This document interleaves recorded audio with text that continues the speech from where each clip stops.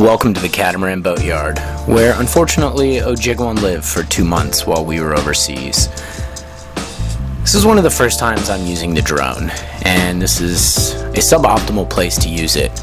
There's masts, there's rigging, there's tons of stuff around, and I'm using the beginner feature of just telling the drone to launch. So it establishes a home point and it goes up in the air. I'm walking pretty fast underneath it at this point, and my control over it is not good. There's a little bit of wind, but it's not too bad. And again, it's pretty low to the ground. It's maybe 6 or 7 feet off the ground at this point. I'm very, very concerned that the owner of the marina is going to catch me and kick me out or charge me money, or I don't know. You never knew what you were going to get with that guy. But as I'm coming down the main drag of the marina, I see a couple guys coming out of the fiberglass tent up there, and they were really interested in the drone, and they're finishing up from working all day. And so I take the drone up and they walk over and they're interested in it, and of course their first question is, how high does it go? I don't know, but we're about to find out. So I take the drone up as high as it can go, not really remembering the fact that we're not too far away from an airport.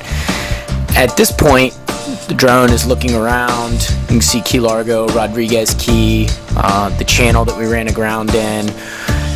And this is sort of the intercoastal waterway, western side of Key West here. And this is the Key Largo, that's the well where we hauled out, and this is sort of Key Largo proper. You can tell why they call it Catamaran Boatyard, because that's the only boats that are shallow draft enough to get in here.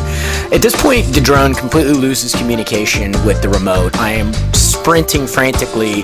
I have no idea where it's going or what's going to happen. All I know is that I cannot control it, and it ends up landing right where I took off, which happened to be the center of the parking lot. Luckily, no one was driving in at that point.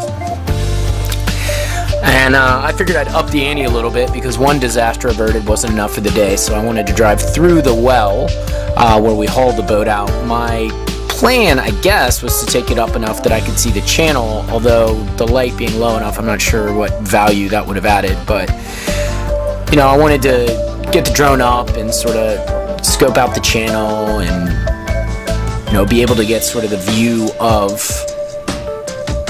the marina that you can't get from the ground. So this was sort of later, about an hour, maybe about a half an hour later. I launched it down by the well. You can see me there. Now this is me just tempting fate for yet another time. My hope was to try to fly the drone through the lifting well, or the boat lift here. And there's a bit of a crosswind, and I'm also doing everything backwards because it's coming at me, and by no means am I a skilled drone operator at this point. But again, narrowly averted disaster a few times, and this was just enough to give me the confidence to sort of push it to the next level, which, as you'll see later, I probably shouldn't have.